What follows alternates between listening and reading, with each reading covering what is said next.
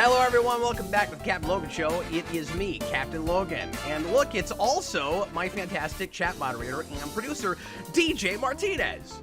Hey, how's it going? I'm good. We got over some technical hurdles with Skype being weird, but we are here and everything's good, and hopefully you don't disappear from the screen, DJ. I'll try not to. He kept disappearing. Like, I mean, that's a neat parlor trick, dude, but we got things to do, okay?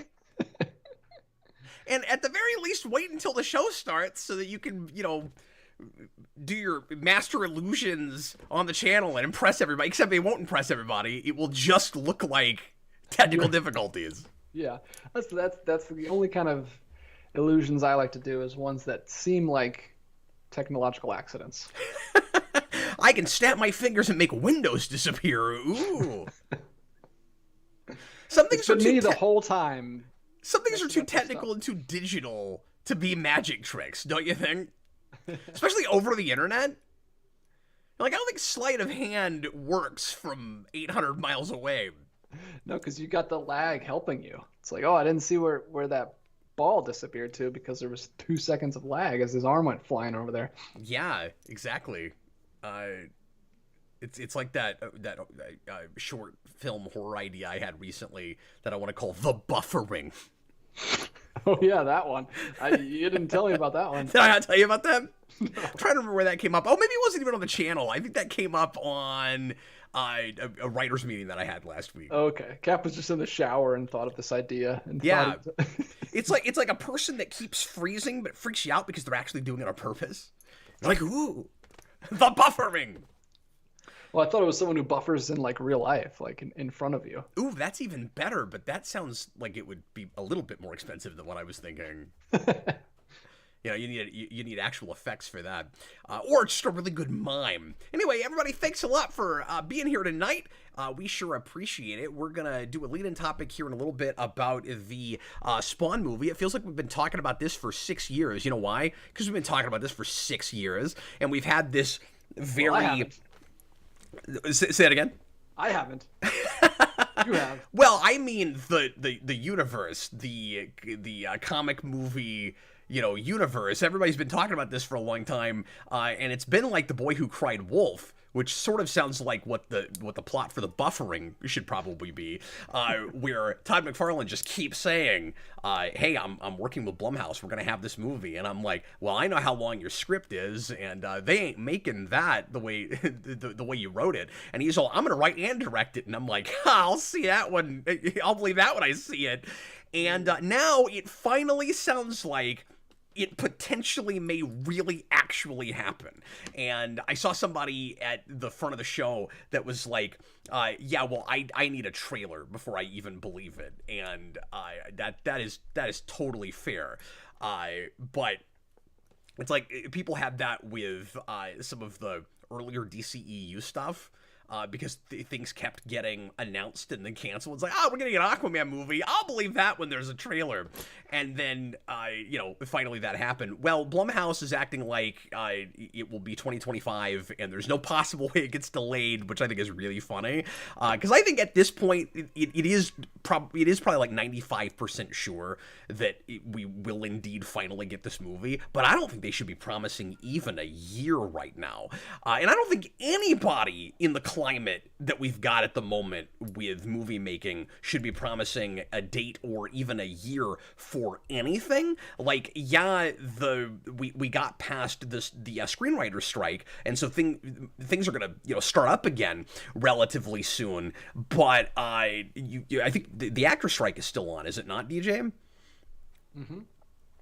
I don't think that's been resolved yet. I haven't been keeping up with that super hard, and I keep meaning to look into the actual terms of the writers' agreement with Hollywood, because I haven't actually looked at the details yet and why they finally signed off on it. But I know that they've got that cleared up now.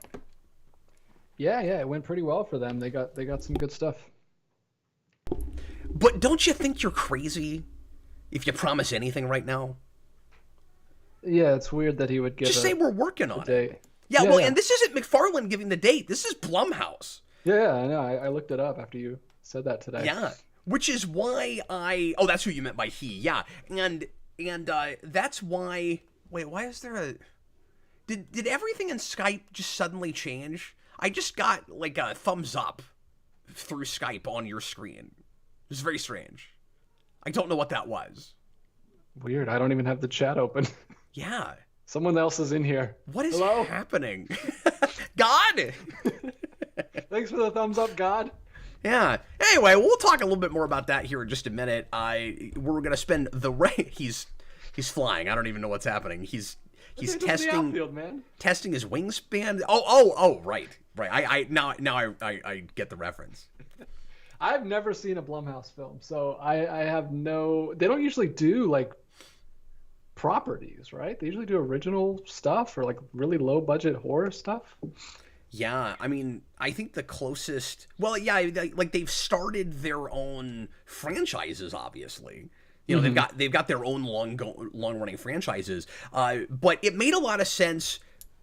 I've got a couple house cleaning things I want to do in a minute. DJ's just making me get right into the leading topic. It made a lot of sense for McFarlane to go to them in the first place, partly because nobody else in Hollywood would have him.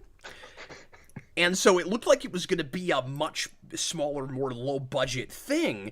And the script he was talking about sounded pretty minimalistic, even though it also sounded way too long and probably ultra-convoluted like all of his writing is. But he, for decades now, has been saying he wants to put Spawn in the background and have human characters front and center, and that Spawn would be much more of kind of a Wraith-like character who is much more mysterious, which kind of begs the question, why do you need a Jamie Foxx?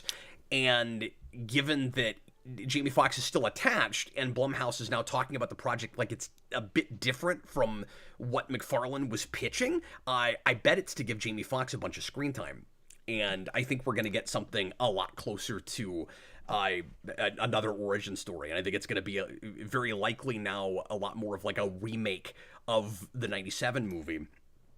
Which, quick plug, I am doing a commentary for next Friday night with Austin for the Superhero Rewind commentary project. So this lined up really nicely. We're doing a double feature that night. We're doing Spawn. This is next Friday, not tomorrow. And we're doing Mystery Men. So look forward to that if you're so inclined to pop in for that. But yeah, DJ, when it seemed like I guess what I'm getting at is when it seemed like a much smaller, more minimalistic thing that was going to be more of like a noirish, dark detective story with Spawn in the background, Blumhouse was perfect for that.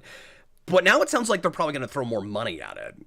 And that's also why, since it's Blumhouse announcing this and saying publicly, 2025, and we've already started, working on pre-production stuff, and they've kind of put McFarlane more to the side. A, pretty sure it's actually going to happen now, and B, probably going to be much closer to a typical comic book movie. At least than other things they've made, right? Like, I don't think it's going to be the 97 movie. I don't think it's going to be at all kiddie fair. Yeah. But I do think it's going to be much more Spawn-centric and a lot more about the lore and stuff now, probably, which is not what I wanted from it. Now, if it's great, more power to them, because all of that world building and lore could be handled so much better than it's really ever been. But I'd love to see something at least on par with like the second season of the cartoon show, which is the second and third season, which is just phenomenal. Yeah. I think they should go like the Deadpool 1 route. Like that budget for that movie is only $58 million. It looks fine. Yeah. Go that kind of route. Do a nice, like a suit that looks good, practical, and then you touch it up with some visual effects, obviously the cape and stuff. Yeah, please don't do a full CG costume. No. I don't want to see that. I don't think they would go that route for the studio that it is. But yeah, I think that could be good. Get a nice $50-60 million budget, and why is there a thumbs up over me? I don't understand why that's happening. This is very strange. What I would much rather see is exactly what McFarlane pitched, but someone else writing it from the ground up. And a Sam and Twitch movie, and not just Twitch by himself for some reason. That is just distracting me like crazy. I don't understand what's happening with Skype tonight, but we'll just have to move on. Skype anyway, thinks I'm doing a great job, guys. So we've done about half the lead-in topic. What is happening? Now it's... My hands are not even on my computer. I don't even know. I wouldn't even know how to do that if I tried. This is just off the rails already. Why are there fireworks? I'm not doing it. I'm not pushing anything. I don't know what's causing it. Is there like something sitting on your keyboard, or no. like another Bluetooth keyboard plugged in somewhere? No, and I wouldn't think that I could make that happen to you on my end. So... Okay, I'm gonna call you back one more time. Okay. Is that cool? Sure. Okay. I don't understand this. This is very, very strange. How would you rate the quality of this call? Well, the call itself was fine, but I'm gonna go with a 3, I think. Yeah. Oh, I'm not gonna fill all that in. I've seen enough bubbles on this already. Well, thanks for bearing with us here, folks.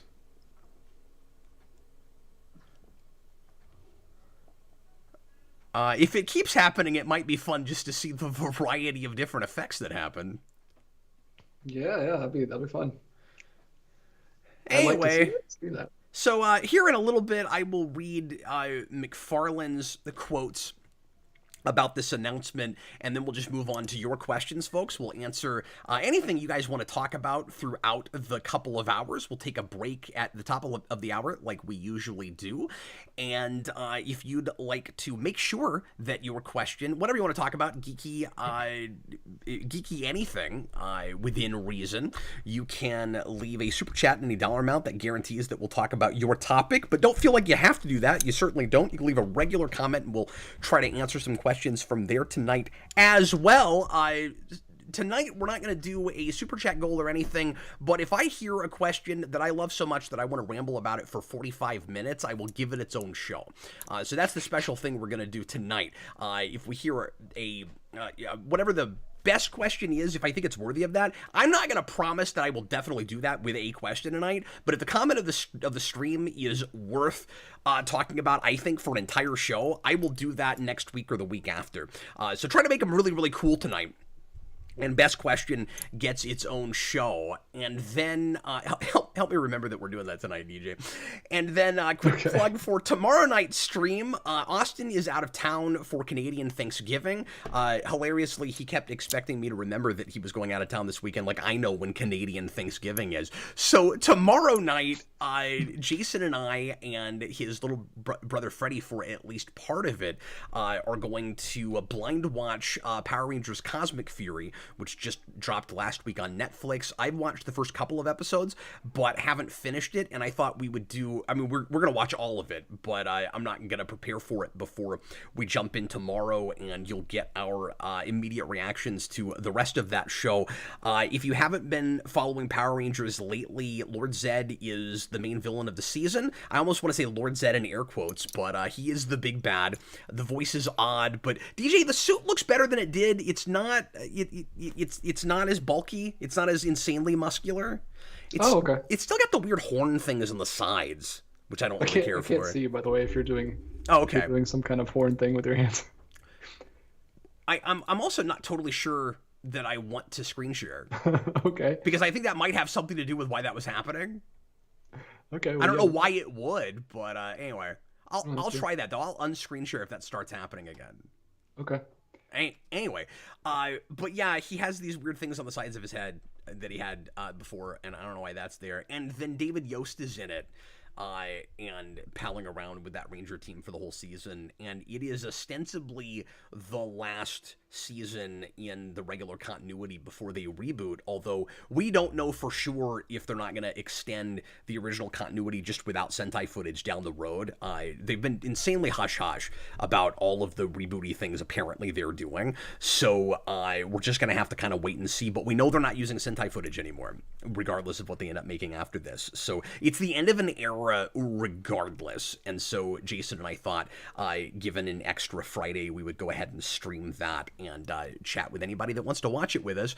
And that's all the major news. Oh, also, Geekvolution After Dark tonight with just me and Brandon, and we're going to watch a horror movie recommended by somebody on Patreon. We haven't picked it yet. I put my feelers out this afternoon. We got a lot of suggestions, but I'm still waiting to see if we get any more. And if you are currently a patron or would like to become one to add a suggestion to that list, just the $2 tier lets you do that. You'll be able to see the post that I just put up this afternoon if you go and subscribe to Patreon, and you can put in a nomination for whatever movie we watch tonight. I haven't seen one yet that I just absolutely have to do, but there's some good suggestions there. So if you throw more in there, it's possible that yours will end up being the one that we pick. And we'll let you know right after the show, or maybe I'll open it up right at the very end of this show and go ahead and pick so that everybody knows what we're doing. But right now, the big contenders... well, one of them is Shaun of the Dead, because I've never seen that, so I am kicking around going ahead and doing that. Somebody asked for the original Evil Dead, but I don't know if I want to do that without Austin. And somebody brought up Get Out, which I don't think would be fun to do for this. I haven't seen that, and I keep meaning to, but I don't think it's right for the After Dark thing. But they also mentioned what is that movie? Us, which I have seen and love, but I wanted to do something I haven't watched before. But I wish that person had suggested Nope, which is Jordan Peele's second big horror film, because I've been wanting to watch that. Oh, was it third? Okay. Because Get Out is him also, right? Get Out is the first one. There you go. But I've been wanting to see that, and I wish he'd said that, but I have half a mind to cheat and call that his recommendation, because I want to do a Jordan Peele movie. I just don't want to do either of the two that he suggested. Yeah. So anyway, that's all the news that's fit to print. DJ, let's take a look at McFarlane's comments here, and then we'll move on from this topic, because I feel like I've pretty much exhausted it already. And it's not popping up naturally. Oh, there it is. Okay. So this is from comicbook.com.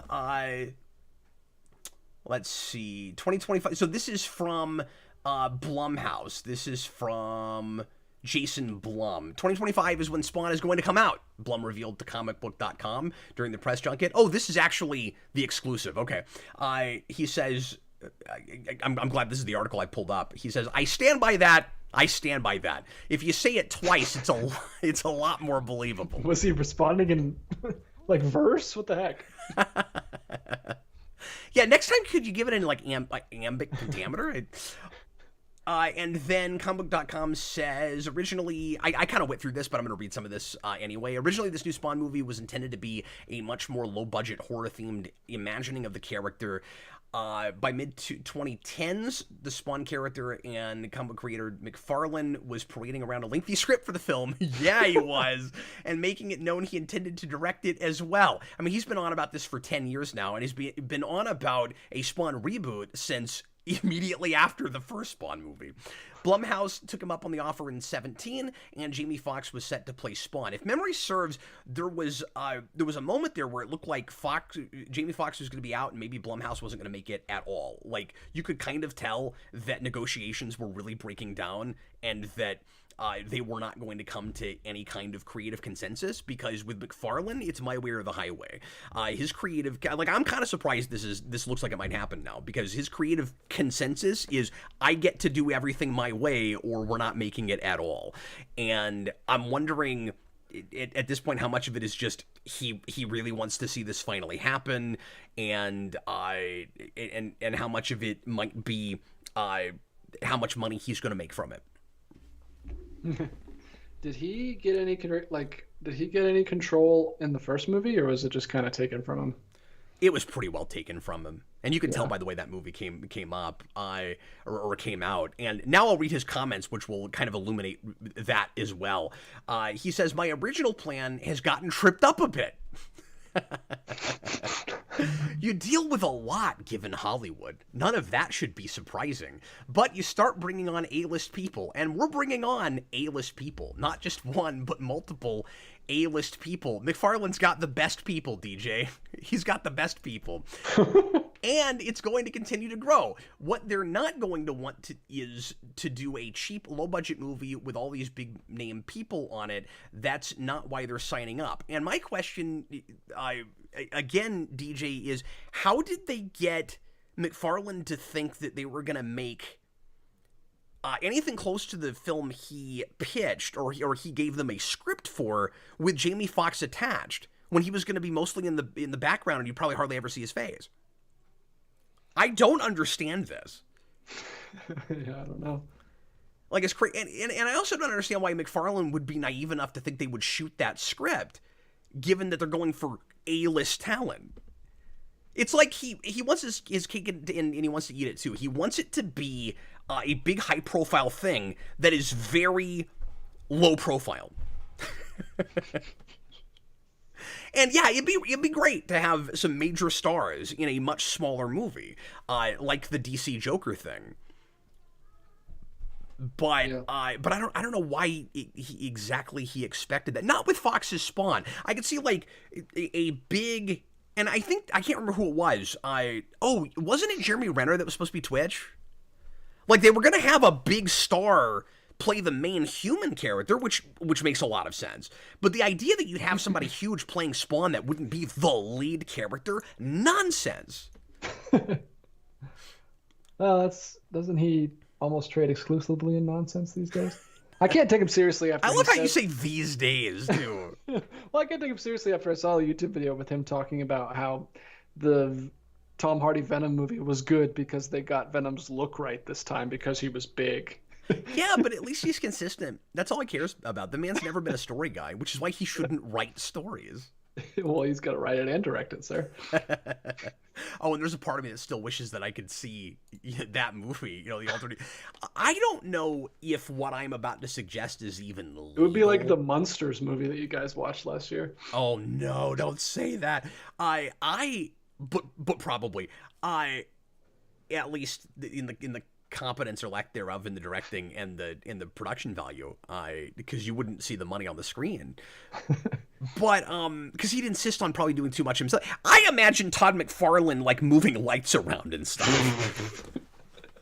But what I was gonna say is, DJ, and then I'll read the rest of his comments. I don't know if what I'm about to suggest is even legal, but you know what I desperately want to do? When his script eventually gets leaked, I want to make it as a fan film. With the production values of Spawn Year, like starring someone else. I don't want to be in it, or at least I don't want to be the main character. But I want to shoot that movie word for word, verbatim. Well, like by the time it rule gets would released, be we're not allowed to change anything. We can interpret it visually any way we want to, but you can't ad lib, you can't take any words out. It has to be exactly what he wrote. I want to do that so bad. By the time that script finally gets released, Jason will be old enough to play him. Oh yeah, that's true. And Jason as Twitch. Well, it's hilarious that you say that because Twitch is like in his 50s usually, but he and Sam don't seem to age even when everybody else does. Just perpetually middle-aged. Somebody, and this was a super nice thing to say, I can't remember who it was, but somebody in the comments at the beginning of the show, or maybe in the community tab, I can't remember, one said they should have just hired me to write the script. And I don't want to do that. I want to shoot McFarlane's. Yeah, that was Mutali at the beginning of the stream. Well, thanks, Mutali. That was a sweet thing for you to say. But I think the world needs to see that script realized. Whatever it is. I guarantee you it's got chessboards everywhere.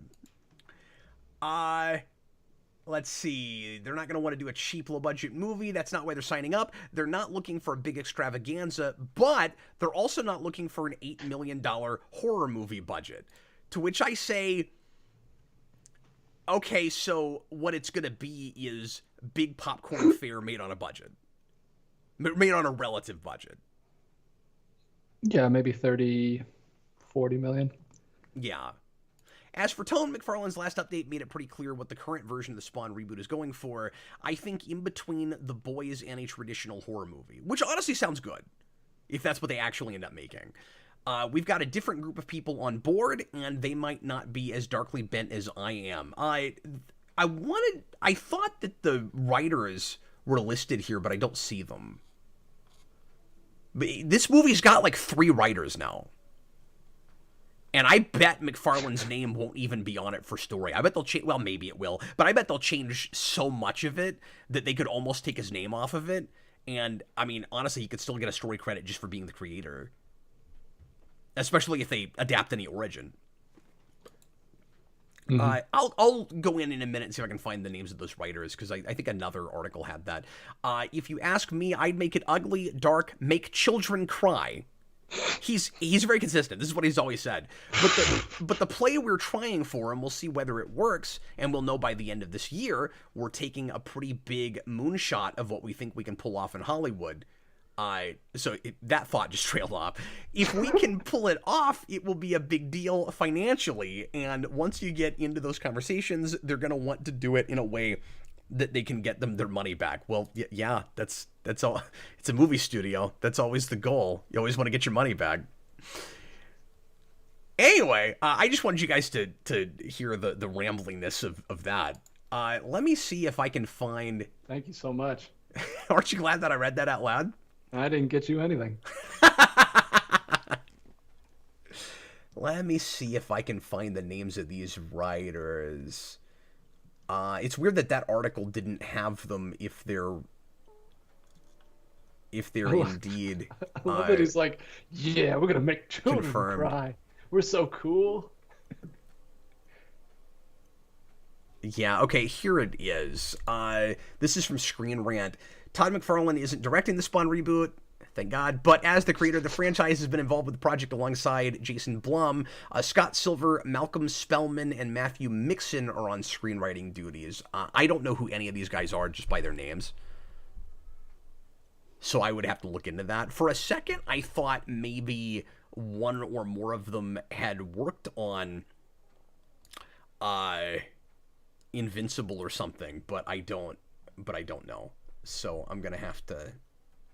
I feel like you could even get the director of that first Deadpool movie.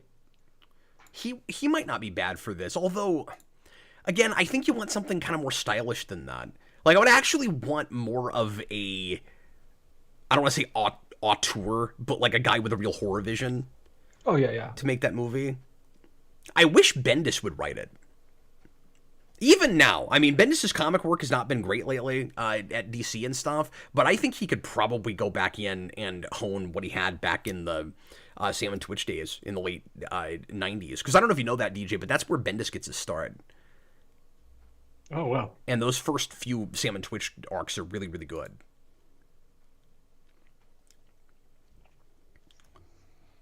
Slipmaker, maybe you just script doctor his, touch up the one-liners. No, man. That the rule would be we can't change anything. Anyway, why don't we go ahead and start in on some questions about this or anything else? That's all I wanted to say really about this. I have a prediction or two maybe. I'll say this real quick too. I think that there's a good chance, especially if they go back and tell the origin. And I kind of hope that's not what they're doing. But if they go back and do origin, I think there's a good chance that Michael Jai White will come back as somebody. I bet they'll try to cast him.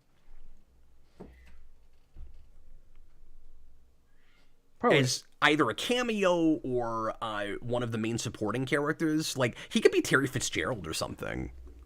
Although he's like an action guy, and he'll probably come in and want to be like involved in action scenes. So, I don't know. He'll probably just be like a head thug or something, like one of the bosses. He could be a mob boss or something. Yeah, if they had the right, because they wouldn't be able to do this. He wouldn't be bad for Chapel, but they won't have the rights to Chapel. I'm talking about stuff DJ knows nothing about, which is totally yeah. He could be what, Wanda? Is that her name? And I'm sorry, I just said his name. Michael Jai White as Wanda! Or he'll play clown this time? Yeah. That'd be weird. Just get an even bigger guy to crouch down the whole time. Daniverse has Bendis a screenwriter, though. He hasn't done a lot, or at least a lot of stuff that's actually made it to screen, but he had a Powers TV show for 2 seasons. And I'm pretty sure he wrote for that, unless he was just adapted, but I know he was involved in that show enough to be on set some. I never actually watched that. I've always wanted to. That was made, DJ, for the short-lived PlayStation streaming service. Oh. Did you know about that? No. You had to own a PlayStation to even be able to watch it. Or at least have a Sony account, I'm not sure. Isn't that crazy? Hi, Connor. How you doing, man? It's good to see everybody in the comments here. Like I said, let's go ahead and start getting to some questions. I'm going to look up these writers while we're doing that. All right. Jareth Gearhart, first question in the chat this evening. He always gets in there quick. Oh, also, did you get the Patreon questions? Yes, I did. Okay, indeed. cool. Let's make sure we get to at least 2 of those tonight. All right. Jareth says, "Hey, Cap and DJ, what horror films are you going to watch this Halloween? I'm going to watch the Exorcist series for the first time." I'm going to watch the first one for the first time. And thanks for the question. I have also never seen that. Austin and I are going to be doing that for a commentary show sometime this month. And it won't be blind. I'm going to watch it ahead of time. And we're also doing... Oh, God, I can't remember. I wish he was in the chat right now to remind me. It'll come to me, but we're doing... Oh, I know what it is. Sorry, Silence of the Lambs. We're doing The Exorcist and Silence of the Lambs this month. So those are the only movies for Halloween, horror things that I know for sure I'm watching this month. And those are for the channel specifically. I'm sure I'll do some other things with Jason. And then tonight we're doing something. I don't know what yet, but I'm doing a blind commentary over on Patreon for something. Sweet. Scott Silver wrote Mod Squad, 8 Mile, and The Fighter.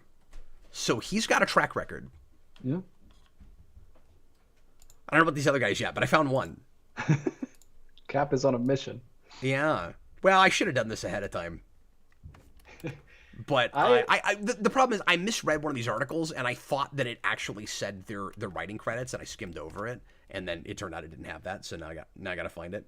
Oh, that's why I knew this guy's name.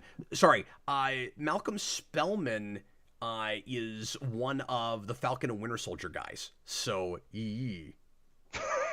and he's been writing for Bel Air. Okay, well that doesn't bode necessarily well. That's kind of unfortunate. Denver says the Mod Squad is so bad. Oh, is it really? Still probably better, though, than if McFarlane was actually making his script. Probably. Probably so. And then Matthew Mixon. I have no idea what he's made. I don't have credits immediately. He's just a writer-director guy, but it's not saying things he's done, so probably nothing major. Okay, anyway, this is not interesting. So let's get some more questions, shall we? All right. We got one super chat from Brightburns1985. Thanks, man. What's happening? $2. You and DJ have my permission to talk about Charade 63. I didn't know we needed your permission for that, but we needed cool. his prompt. We needed his $2 prompt. Yeah, thanks. That's a thing he requested at some point.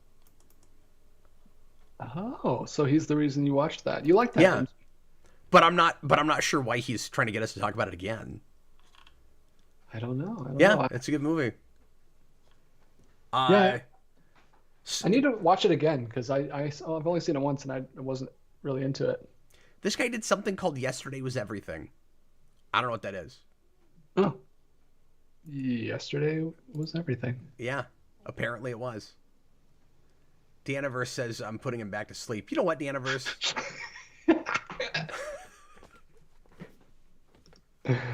I like producer Daniverse.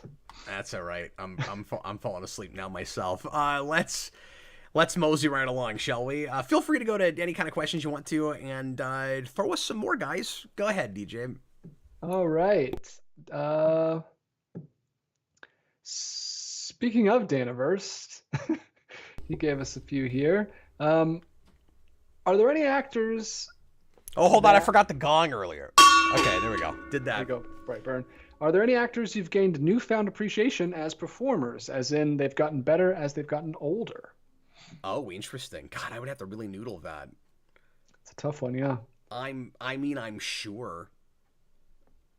Does anybody immediately come to mind for you, DJ? Not really.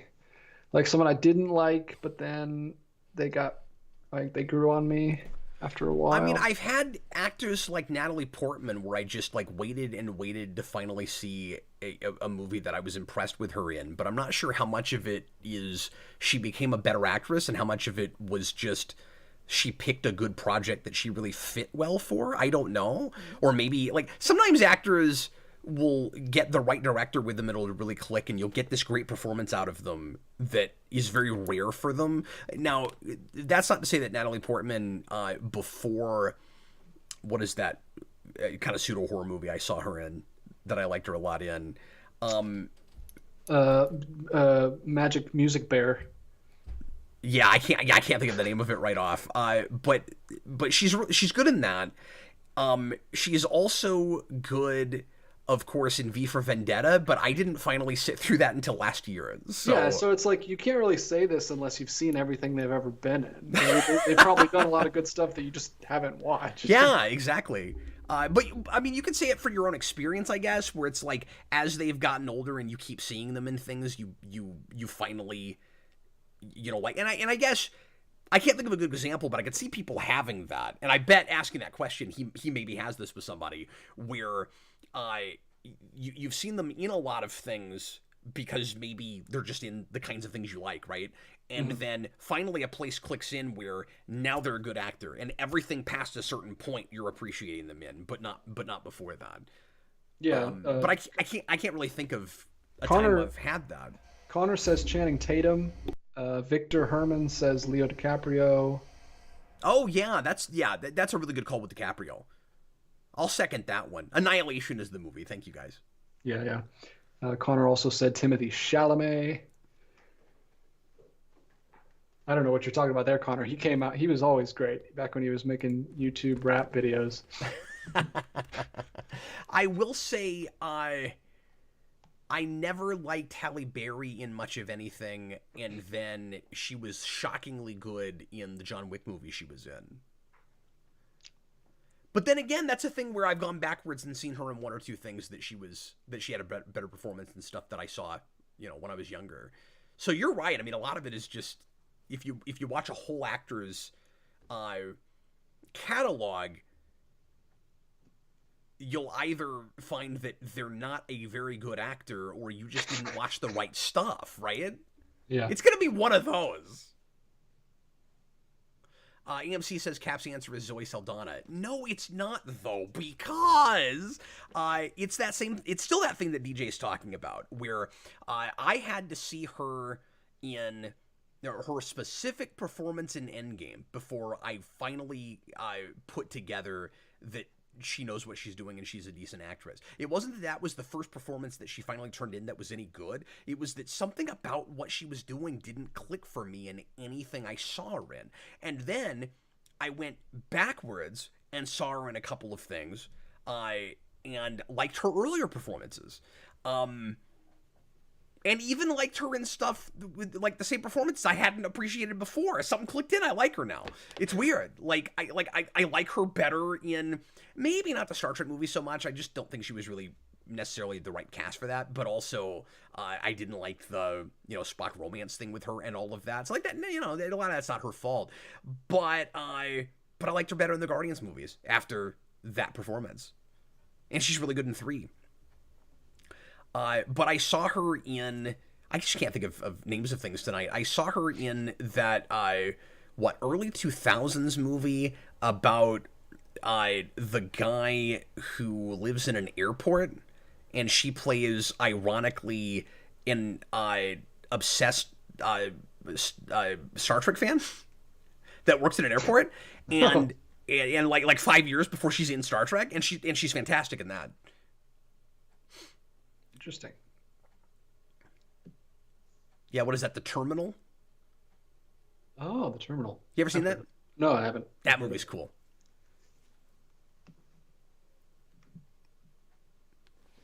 Yeah, you should check out The Terminal. Check out The Terminal. Not a perfect film, but I think you'd enjoy that. That's Tom Hanks movie. Tom Hanks, yeah. Yep. All right. I think we gave that one its due. I just feel like I'm taking a test and I haven't studied for it, man. Like, well, let's go to the Patreon questions. names Maybe and they'll stuff. be Sure, go right ahead. less stressful for you. Carl Maxey, what is you and DJ's pitch for a Predator movie that hasn't been done yet? I think George Washington fighting the Predator would be cool. Well, that's just preposterous. It really depends on just how bizarre and insane you want your Predator movie to go. Washington v. Predator.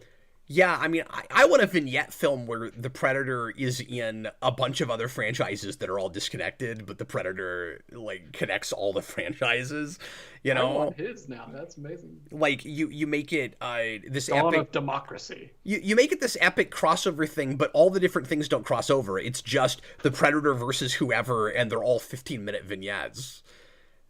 And... Yeah.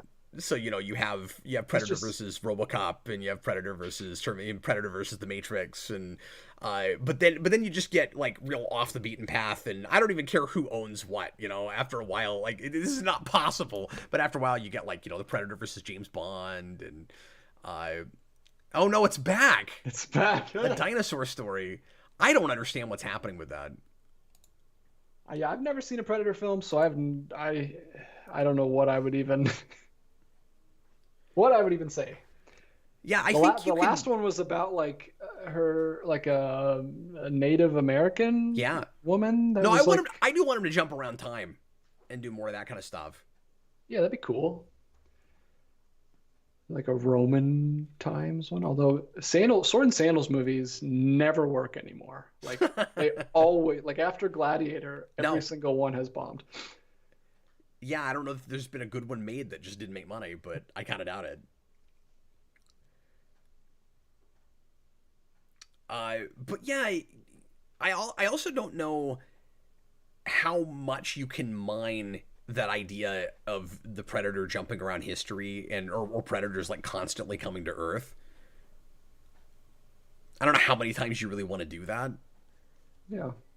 But because I just watched Alien vs. Predator for a watch party recently, and it might be kind of fun, even though that movie is not very good, to do a real loose prequel with that and have a Predator go to the pyramids and do an Egyptian thing.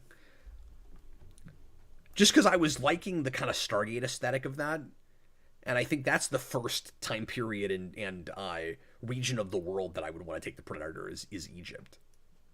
Yeah, that'd be cool. But yeah, there's a million and one things you can do. The question is just how many times should you do it?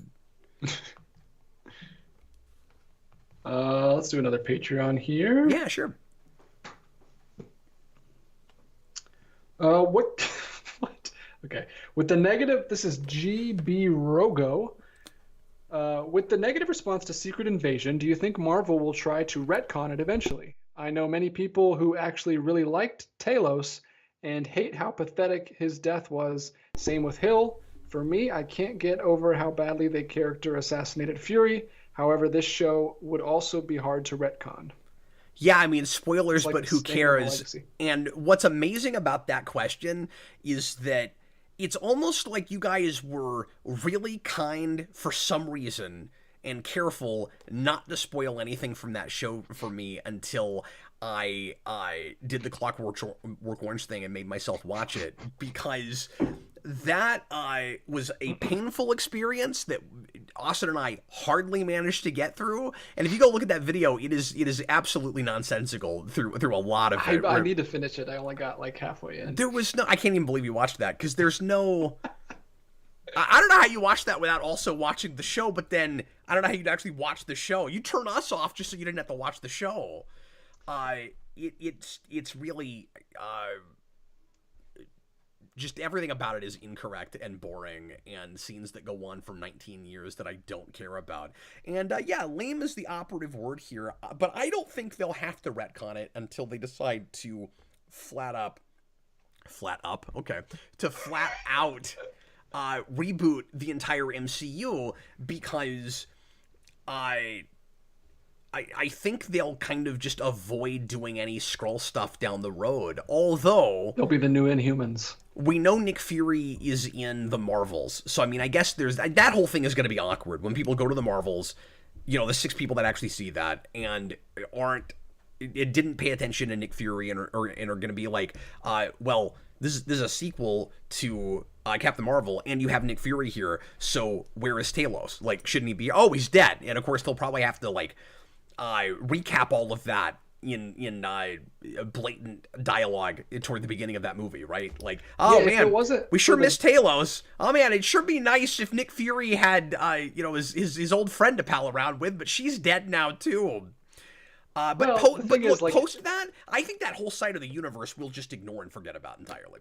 Well, it's easy to forget too, because Talos, like, if you didn't watch it, Secret Invasion, like that, he was with Talos like 30 years ago, so you can kind of just not think about him staying friends with him the whole time. Well, no, that's not true because of Far From Home. Yeah, but that's an end credit scene too. So yeah, but the mainstream audience, not this. Well, I'm talking about the mainstream audience. I think it's. I know, but I think word got out pretty well about that, DJ. Where like people are very quick when you bring that movie up to be like, okay, you know, that wasn't actually Nick Fury that whole movie, right? Like, no, I think people know that. Yeah, I'm sure they know it, but it's not like a big deal. Like, it's easy to forget and just move on.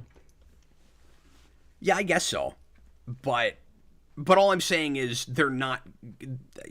That will be the one place where they won't ignore it. They'll, that hand is still showing up. They will feel the need to address it there. I am sure. Well, yeah, I'm sure. Like when he but my point is with Captain Marvel, there'll be a line about it. Oh, he's gone. Right, but my point is, post the Marvels, I think it'll be really easy to just ignore that whole side of the universe. Yeah. But you can't compound too many of those things before you're going to have to, just totally reboot the whole thing. And I think that's inevitable at this point.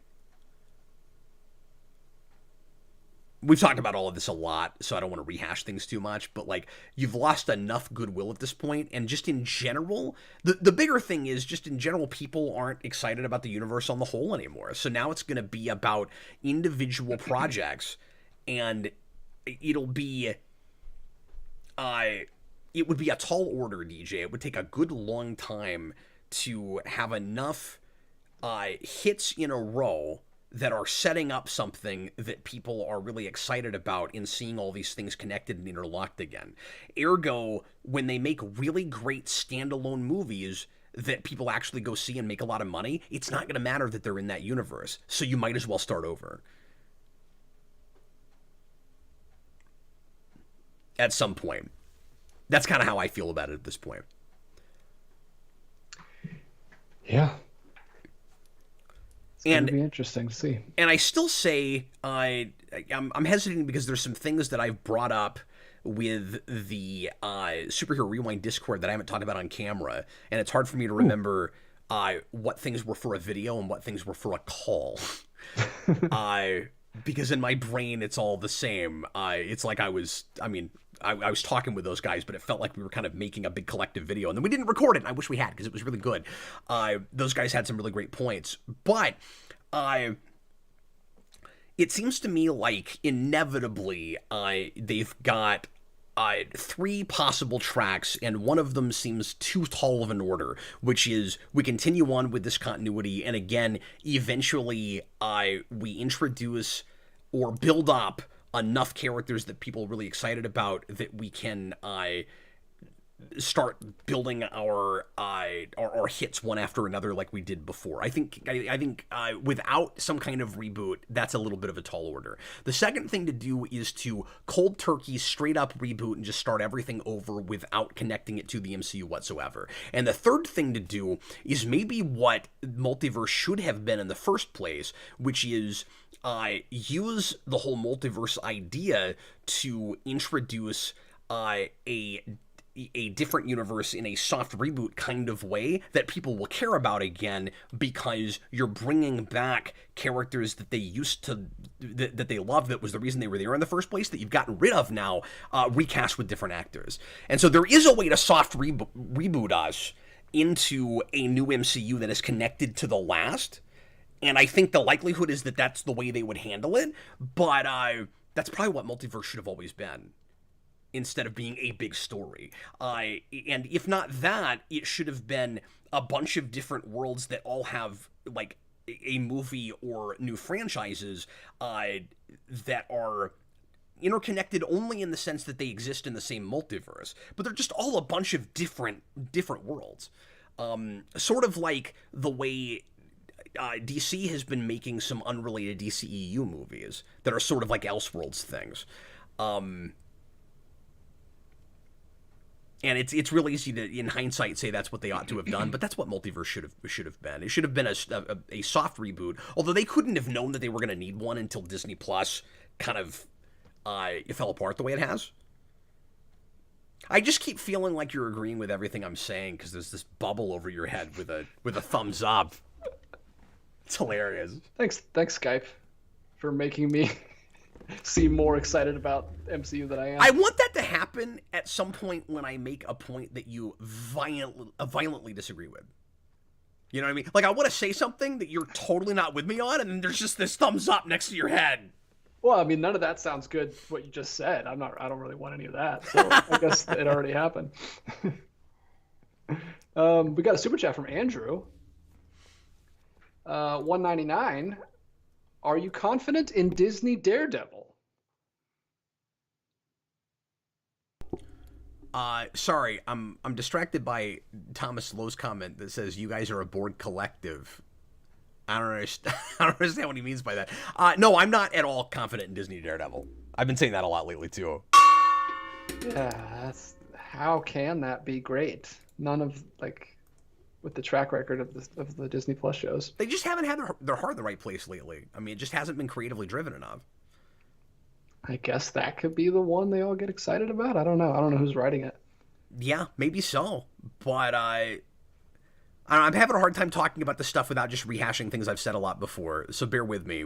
But it just seems to me that up until now, and maybe this will be the show that rights the ship somehow, but it seems like I said, they haven't really had their heart in the right place, and they are not getting some of the reasons that people aren't really into the MCU and with them anymore, and there's this kind of weird arrogance about the whole thing.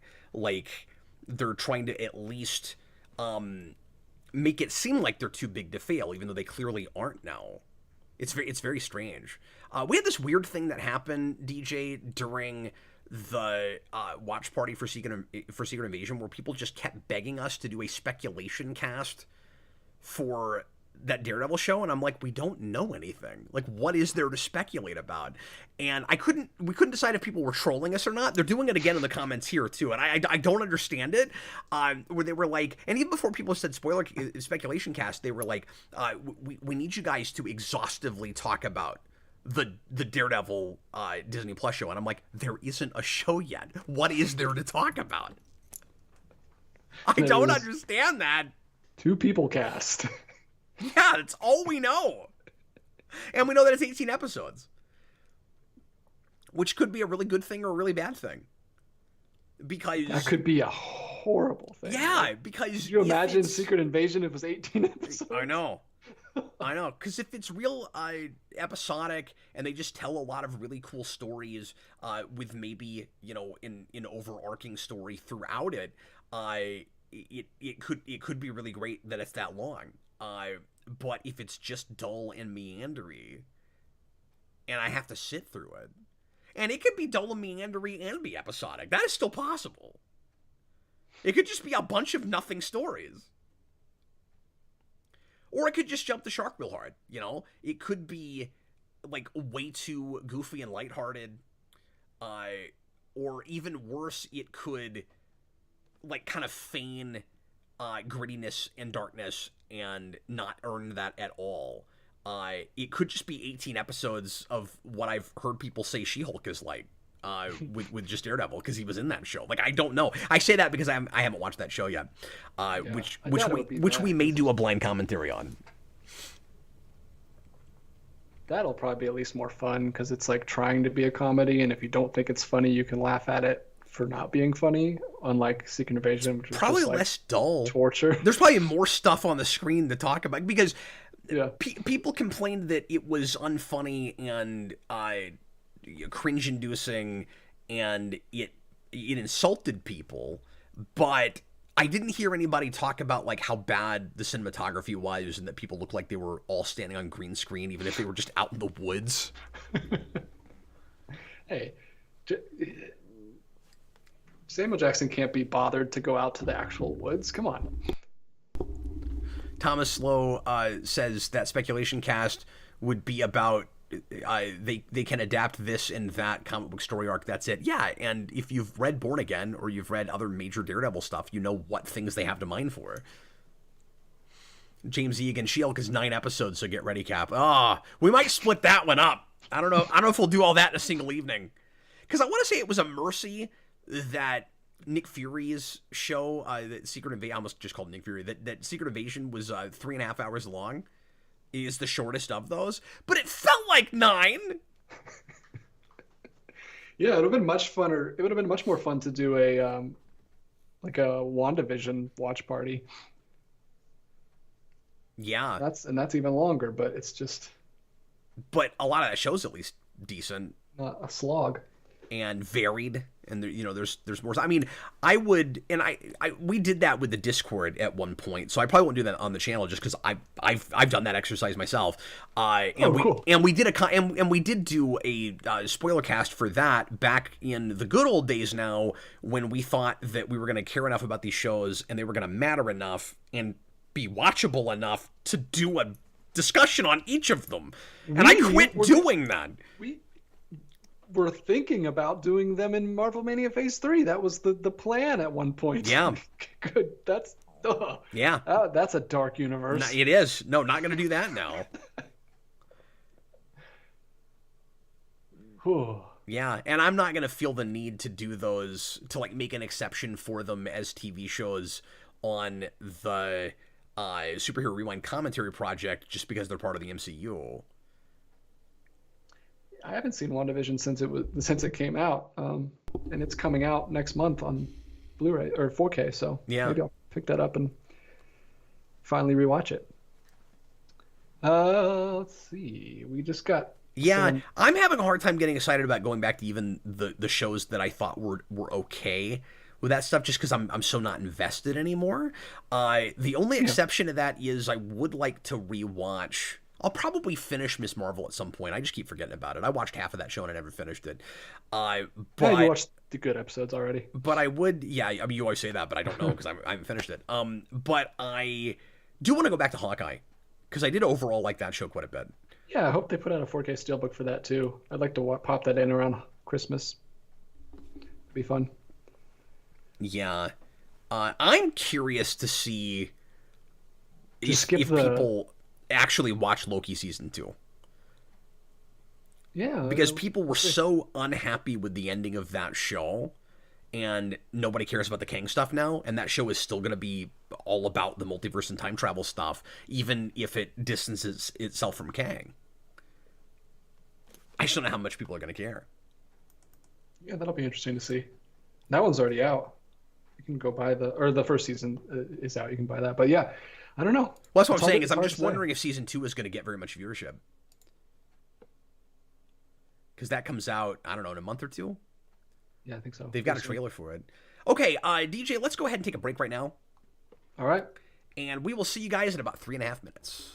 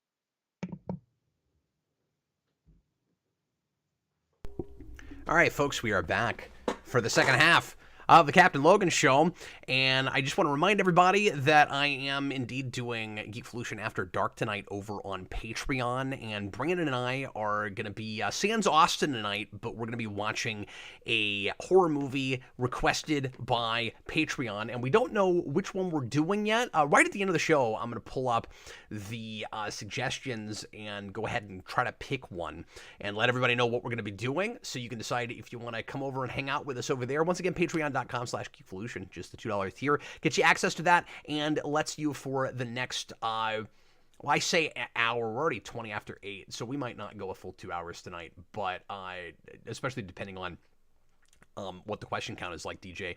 But we are going to pick something from that. I don't remember where I was going with that. Anyway. That was a Todd McFarlane thought. I know, it absolutely was. We're going to pick a movie. I'm going to let you know what it is right at the end of the show. I don't know where I was going with that. Anyway. Yeah, I'm half crashing right now, DJ. I need to get some coffee or something. Boo! No, oh. It's Halloween time, folks. Oh no, I'm sorry. What I meant was it worked. It gives you somewhere between 45 minutes to an hour to go in and make a suggestion if you're so inclined on Patreon. That's what I was getting at. There we go. I saved it. Take that, Todd McFarlane. You just need me to scream boo at him. What if that ever works on Todd McFarlane? He's like, you can't scare me. I want to freak out children. I make children cry. DJ, you gotta find me the question tonight that is worth making its own show. I'm trying, man. I'm trying. I got a couple here from AMC Comics. Just put in the chat. Cap and DJ, what are each of your favorite holiday-specific episodes of animated superhero shows? Oh, we answer this every year, and we're not even to Christmas yet, so this is going to be probably the first of like 4 times we're gonna have to talk about this. Yeah. Well, it doesn't have to be Christmas. Any holiday will do. Oh, okay, that's fair. I don't know. Yeah, the big one for me, or one of the big ones for me, is always the Santa episode of The Tick with the villain Multiple Santa, because it's hilarious. Look out! It's a Yuletide. So that one's pretty great. And I like Christmas with the Joker from Batman animated series quite a bit. Those are the two that always immediately come to mind. But non-Christmas ones I'm not immediately thinking of. Are there any big Halloween episodes? Like, I'm sure, but I'm very rusty on my old school cartoon shows right now. I think the Batman has a Solomon Grundy Halloween episode, which is kind of cool. It's a twist. I don't want to spoil the ending of it, but... I'm sure I've seen that, but I don't... Well, actually, I've not seen every episode of that show, so maybe not. Now you say that. I was doing a watch-through of that at one point, and I got like halfway through. Maybe a little better than half. What is that, 6 seasons or 5? It is 5. Okay. I've watched at least through 3. But it's also been a little while, and I do this a lot with TV stuff. I'll be binging it real hard, and then we'll do something on the channel that either makes me like switch over for channel stuff I'm doing, or just puts me in a different headspace and I start watching something else and I totally forget about it. Yeah. There's a lot of stuff to watch. Oh my God, Connor's yelling in the comments again. I know. I feel discriminated against. Connor said I'm disqualified. And why is he screaming? It's like we'll give him a special treatment, and we'll be more likely to look at his comment than any other. No, all caps. It worked.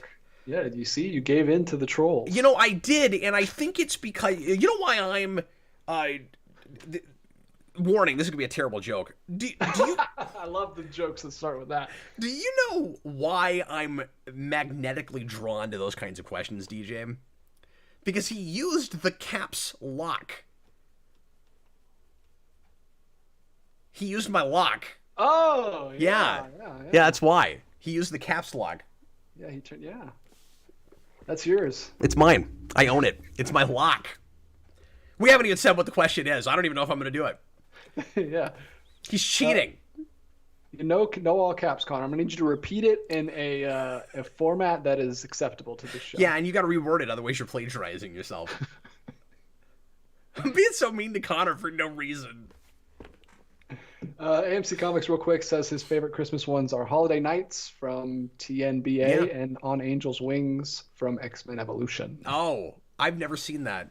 But for a second, I thought I was going to bring up the terrible Morlock Christmas episode from the 90s X-Men show, and that would be one of my least favorite Christmas episodes. But it's one of Jason's favorite Jubilee lines. I never had a star like this! Jason saw... What was it? He or Freddy were cracking up the other day because they saw a question somebody had posted somewhere that was like, what's your favorite Jubilee quote? And I'm like, who has a favorite Jubilee quote? Like, how's that a thing that even X-Men fans, how's that a thing you can just ask people? Like, what's your favorite Jubilee quote? My favorite. And yet, I had one. Oh, you did? Oh, yeah, because I looked over and I went, does a mall babe eat chili dogs? My favorite Jubilee quote is the third one's always the worst. Or does she say that, or is she just walking with Jean Scott when Jean says it? I can't remember who says that. Oh, in Apocalypse? Yeah. Third one's always the worst. It's true, but it's not funny, Singer. No. Especially because you made one of the worst. It was only funny. I mean, it's not really ever funny, but I guess you can get away with it if you actually make a good third one. Well, Apocalypse has to kick ass if you're going to say that. Yeah. That's the problem, is that you said it in a movie that sucks while you're losing your mind. Just go listen to the commentary. And obviously all of that is really super awkward because of what happened to him after that and the history that was uncovered with what he had been doing for years. And I won't get into all of that, but that stuff is really awkward and strange for me to talk about now. Like, it's a little bit of that, or I can't even say a little bit.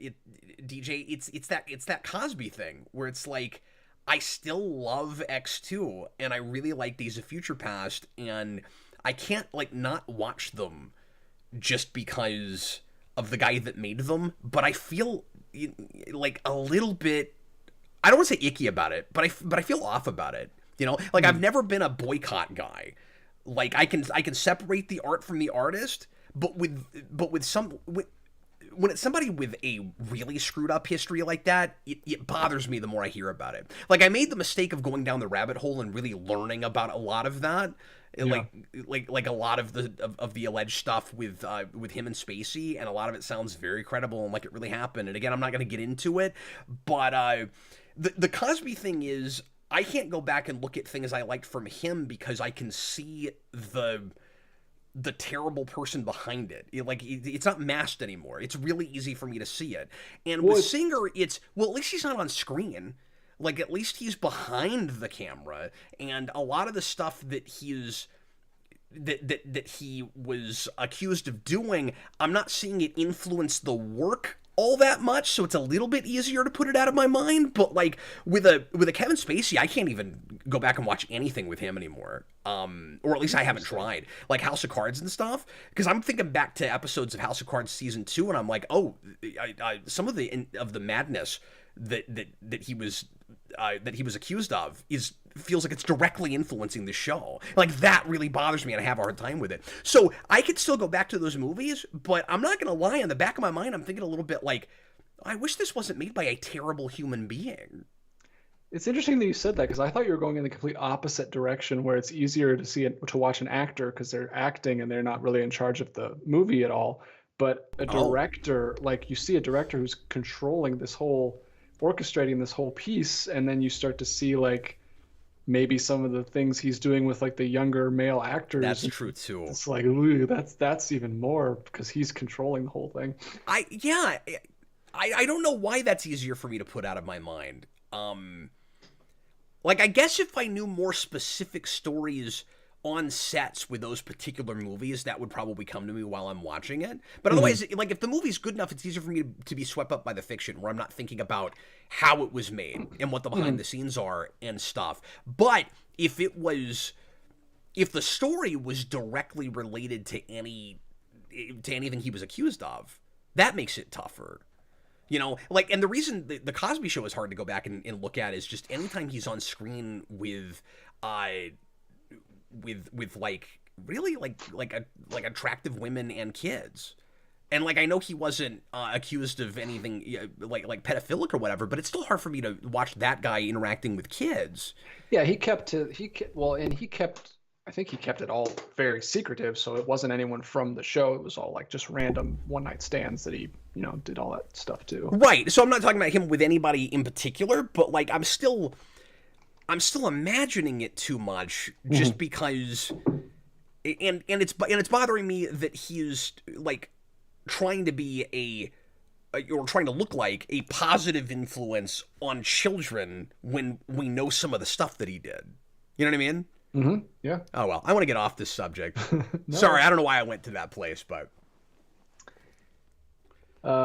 Next up, on Cap's tier list, he's going to be ranking all the actors he can't watch anymore. God, could you imagine that? It'd get views, but people would question what this channel has turned into. That's for sure. They're all F. I would have much less. I would probably be less angry than I was with the. Or I would shout at the screen less than I was during the Power Rangers one. Yeah, you and I have totally different feelings about those suits. I was like shouting at the screen the whole time. Like, what? I'm gonna say it's a generation gap. I don't understand you with Ninja Storm. I don't get those suits. They don't look like Power Ranger costumes. Oh, they're the best. No, they're not. Good. They're so generic. They're the coolest. They're not generic at all. They got silver like chainmail on them. They look awesome. Okay. Is that chain? Is that supposed to be chainmail? Really? I mean, it's like ninja. It's just ninja arms. They look really cool. Okay. Well, hey, you can like what you like, dude. I don't get it. But no, you know how I would do that tier list? This is how I would do it. So it's separating art from artist, right? So I'd be like, Bill Cosby. I can't believe I'm doing this. I would be like Bill Cosby, the actor, or Bill Cosby, the comedian, goes to like this tier, whatever it is, like C, B, A, whatever. And then Bill Cosby, the man, F. And I would do it with every single one of them, right? And just the man, but they'd all go to F. But then the actual creators, they would be tiered differently. I'm not gonna make that video. AMC is with me. Plus, the Ninja Storm suits are just like upgrades of the Alien Ranger suits. They're like the same thing. I don't understand why you love those and hate the other ones. I'll just have to go back and look. I don't see the correlation right away. Anyway, I'm finally gonna. They look like the alien. How do they look like the Alien Ranger suits? Because the Alien Ranger suits are the first ninja suits. They're like the same thing. They just added the silver arms. They have the same. But like the helmets look totally different. No, they have the same kind of helmets. I don't know. I'd have to go back and look at it. I don't know. I also didn't watch that show. I mean, I'm going off pictures. Like. Yeah. Anyway, we got some super chats in while we were rambling about horrible Hollywood people and Power Rangers. Yeah, I don't know what has happened to the show tonight, but anyway. TH1, $5. Why did Patreon change its icon to that it looks obscene? Great show tonight, guys. I don't know what he's talking about. I'm looking at the icon on Patreon. Did they change it? And even if they did, you don't work for Patreon. You just use it. I couldn't explain that to you. Yeah. I don't know if maybe that was rhetorical. I don't know. What I'm seeing is a P with the center blacked out, where it's just the outline of a P. Tom's head is in a different place than my head, apparently. If that's what he's talking about and thinks that looks, like, I don't see how that's obscene. But blob thing. How's it obscene? I don't even want to know how it's obscene, but I'm just saying I don't agree with you. It's not. I don't know why they changed that. They seem to change their iconography every so often, though. This is like the 4th or 5th time, I feel like. Yeah, I've got a pulled up image that's 2013's logo, 2017's logo, and now 2023's logo. And they'll straight up change the color scheme. Like, it won't look anything like it did before. I don't think that's good branding, DJ. Well, now it's just black. It's like they got rid of the orange. Well, yeah, but what I mean by color scheme is they'll change their whole color scheme for, like, the icon and the background and, like, all of their marketing. It'll be different. So I don't know what it'll be now, because it can't all be black. Like, black on black. Oh, it's like a tie-dye looking lava lamp color thing. It's like all colors. Okay. Interesting. I don't think it looks obscene. I think it's just a P, but... Yeah. I don't think it looks good, but... It looks kind of like a comment word balloon. Maybe that's what they're going for. Yeah. I had that thought, too. I don't know. But yeah, I don't know, Tom. Maybe you should ask them. Write to them. We got a $7.99 super chat from James. Maybe you should ask them and get your head out of the gutter, Tom. That's what I think. Thanks for the super chat, though. Really appreciate it. $7.99. Also, please don't explain that. No, don't. We don't want any further clarification. We would, we would really appreciate it if you did not explain that. Okay, moving right along. I didn't do a gong. There's a gong. There you go. You didn't get an answer, but you got a gong. James, how am I supposed to know? That's what I'm saying. How am I supposed to know? Get right on it. Oh, okay. There, we said we didn't want clarification. Yeah, we don't want any clarification, Tom. I'm not reading that. Okay, moving right along. James Egan, So glad that's not a super chat. Okay. Don't tempt him. Yeah, no, that's a good call. What advice can you give for overcoming creative writing insecurities and writing consistently? And when's the ATSV commentary coming? ATS. Oh man, I've been wanting to do a rant about acronyms because I suck at them. ATSV. What is it? ATSV. James Egan, I do need clarification on that. I'm not sure what that acronym is. Commentary. It's a superhero thing, probably. Ends in a V? Probably. But that could be 5. What's the fifth? There's not that many 5. That's true. It's not Star Trek, so. What even? I can't even think of a superhero that starts with A right now. My mind is blank. No, it's gotta be either a thing with a subtitle or it's Avengers, right? Avengers 2.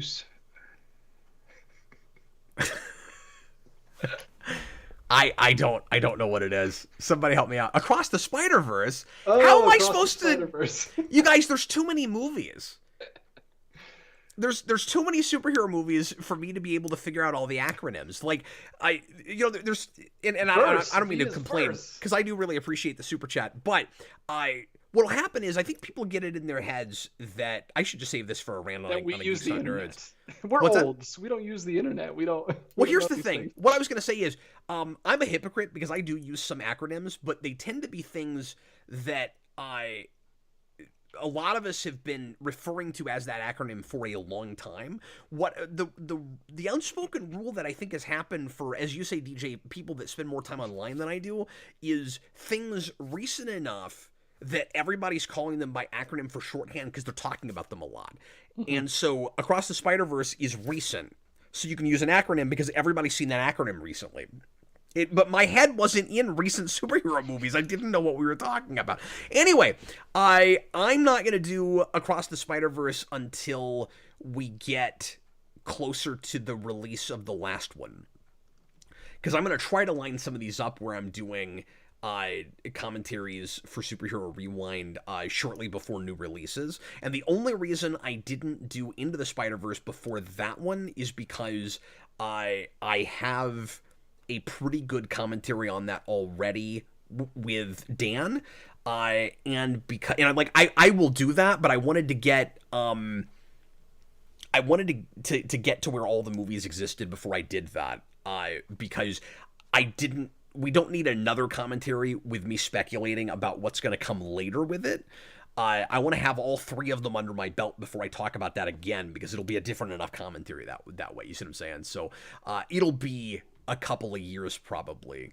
And also, what am I talking about? It has to be 2 years after the release anyway. That's the Rewind rule, and I'm sticking to that with the commentary project. And we're not going to do recent. I might make an exception here and there, but I don't plan to, DJ. We're probably not going to do commentaries anymore for recently released superhero movies now that we're doing the commentary project. There's really no reason to do that. So you'll get like new movie reviews on them, and then eventually you'll get a commentary, but I'm not gonna probably have multiple commentaries for things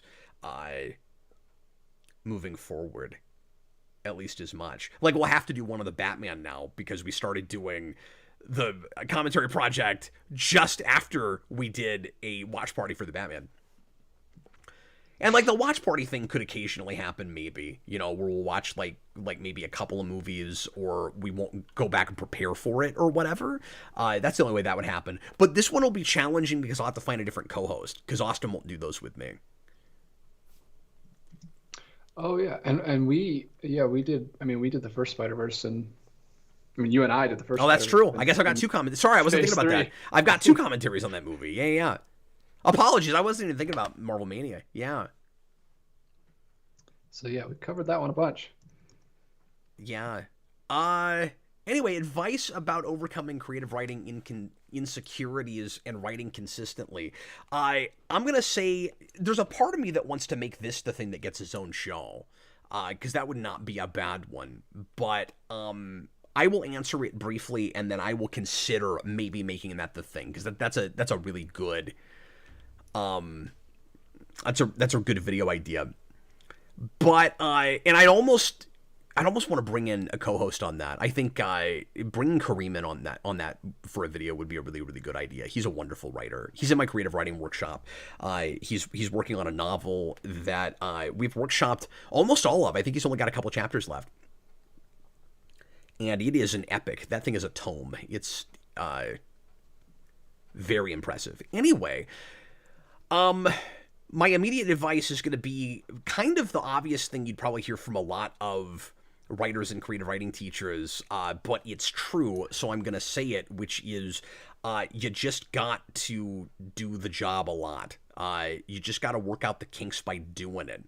And certainly it helps to have, in my opinion anyway, some people don't live by the workshop like I do, but it helps to have a group of other writers that you can show things to, or people in your life that aren't so close to you that they're not going to give you useful feedback. Like, I don't think it's always the best idea to bring your stuff to, like, your friends or your family or whatever. But the reason I bring that up, to have a good support network of people that can give you good criticism, is because you don't want to keep practicing, incorrectly, or you don't, or I should say, you don't want to keep making a lot of the same mistakes and not even realizing they're mistakes because you're just writing constantly and nobody's giving you any constructive feedback. So especially just with like technical mistakes and stuff, you may not have a grasp of a like foundational thing and not realize it until you've written like 600,000 words, and then you go, oh wait, I was doing this all along? Or like, maybe nobody ever told you it's not a great idea to use too many adverbs, or maybe you use a lot of dialogue tags and things like that I'm somewhat of a stickler for myself. But anyway, as far as like content and style and stuff, and when you say writing consistently, and overcoming insecurities, it's you get more confident by doing the job a lot, living the writer's life. Write, if you can, 3 to 5 days a week at least. A lot of people will say write every day. If you're able to do that, that's awesome. More power to you. But don't fall into the trap of, oh, I missed a day, so I guess I suck and I'm not going to do it anymore.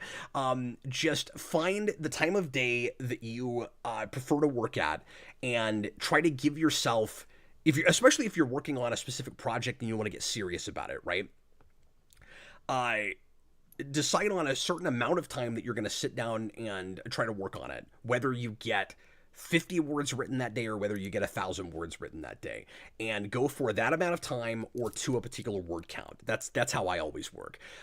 So you say, I'm gonna write an hour when I'm writing, or 500 words, or I'm going to write 2 hours or 1,000 words. And obviously, if you are in a groove and you feel like going past that word count or even past the time count, you can do that. But set goals for yourself that way. And then make sure that you're doing a couple of things to get, as you say, consistent, and to figure out and to get more confident with your writing. Read your work back to yourself out loud and see what it sounds like. See what the rhythm is. See what the cadence is. But most importantly, even more important than doing that, is don't revise as you go along. Like keep working forward and let whatever comes out of you come out of you, and then revise when you've got a draft, or at least a lot of material down. I mean, it is possible. You got to be a little case by case. It is possible in any particular project that there's some major change you want to make that it's going to drive you insane to not go back and, like, say, change a major character's name that you've decided halfway through you don't like anymore. Those kinds of things are good exceptions. But what you don't want to do is get stuck in the trap of, I've been rewriting the same 30 pages for 2.5 years. Because that's an issue that people fall into. And you just develop a consistent voice by writing to yourself, by writing and listening to yourself. And like I said, workshopping helps a lot. And I don't just say that because I have a workshop and I'm trying to get people in it, because we don't have spots available right now. But find yourself a workshop.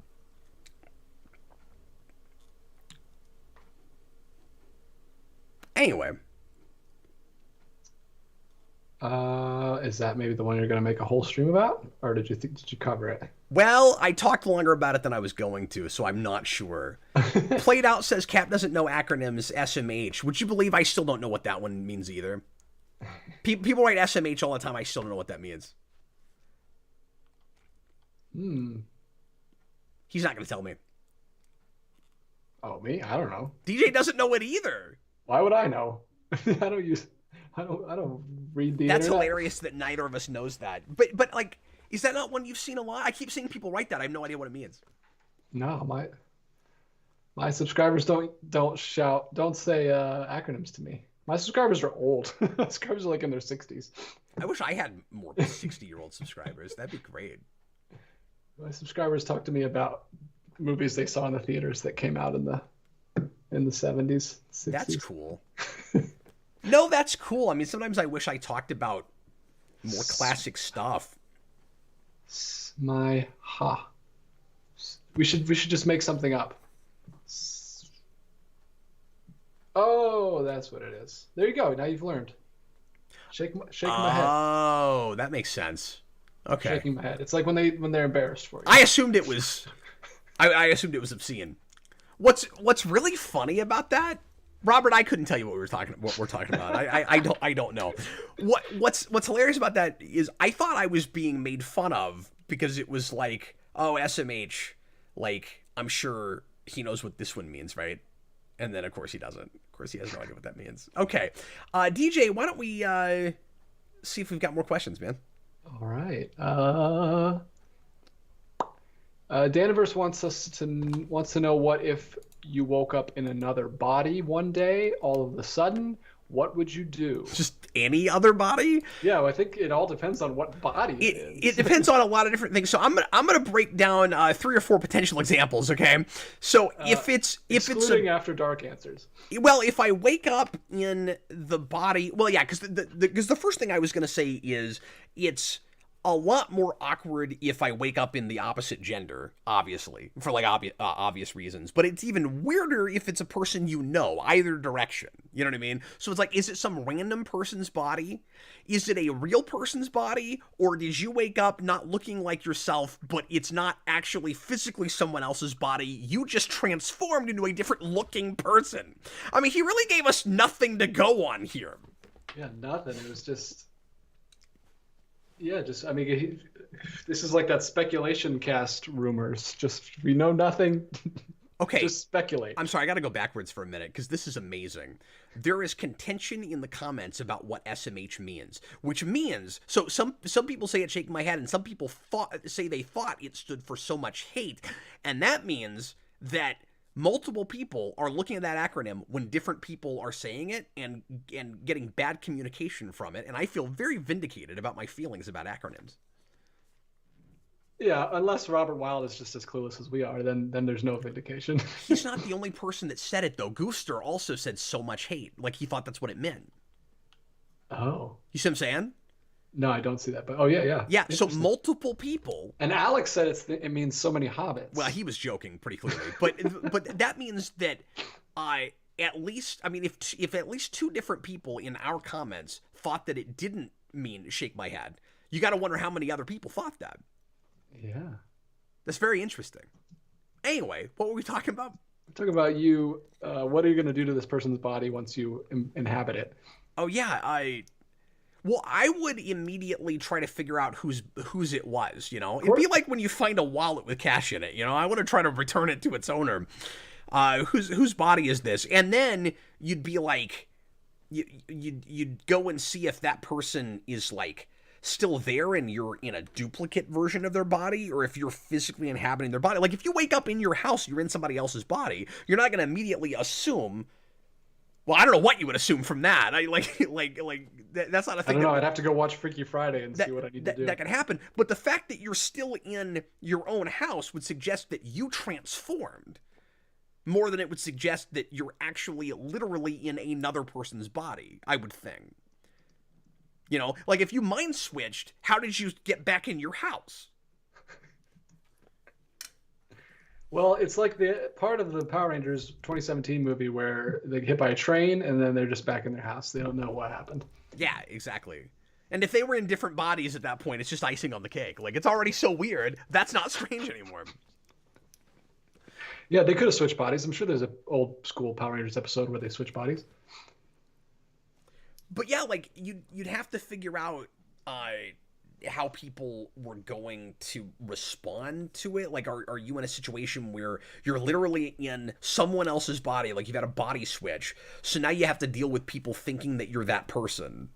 And then how are you going to handle that? Like, are you going to lie and pretend you're them? Or are you going to sound like a crazy person when you explain what is actually happening? I don't think there's a good right choice with any of this. You're kind of screwed when you're in someone else's body. Let's be real. And you're not in a TV show, you're in the real world, so your odds of figuring out some way out of the situation if it doesn't somehow automatically correct itself are kind of nil. Yeah, you're not the main character. The world's not going to coalesce to your will. You're just going to be that person. Well, I hope it's a good body you got. Maybe it's a younger one. Maybe it's a healthier one. That's true. Better genetics, hopefully. You know, but if you accidentally stole it from someone else, then you're going to kind of feel bad about that. Well, they have yours, hopefully, if everything's fair. That's true. And I mean, you know, I've been taking care of myself okay lately, so that wouldn't be the worst. And I'm not old. The way you said that. And like I'm not old. And like all my limbs work properly, so you know that's good. Wow. This is where we are now. I don't have a good answer for that. I'm not gonna make that its own show. You should. Just exhaust all possible permeations. It's like 500 permeations. Yeah. Make like do a tier list. A tier list of possible body switching scenarios. Yeah, switching body with a woman, S. Switching body with Austin, D. Yeah. So well, and I mean another scenario I was gonna say too, because I mean this person gave us nothing to go on. You know, what if you switched bodies with like a dog? Oh, everything would smell atrocious. Yeah, you don't want to do that. It would be even worse than being an anamorph, because it wouldn't matter how long you were in the body. I don't know how you'd get out. You couldn't even communicate with anybody. I mean, that would be the one that would turn you into that would make you insane, right? Because you can't even talk to anybody. You can't communicate. And so now your choices are live the rest of your life out as an animal, or just walk around hoping you can find whoever did this to you. Like, I don't know what you do. Wow, I went really dark. I thought you were going to say, or walk in front of a car on the middle of the street. Oh, well, yes, that's another choice. But suicide is always a possibility. Oh, well, yeah. That's just a given. That's very dark. I apologize. What are we going to do? It's this show. When I say it's a given, I mean it's a choice, but it's not a good choice. Like, you're probably not going to do that. Maybe if you're a dog long enough, you would do that. I don't know. I don't like this conversation anymore. Moving on. Can $2 super chat from Robert Wild. Really? Yeah. Why are song covers more accepted than film remakes?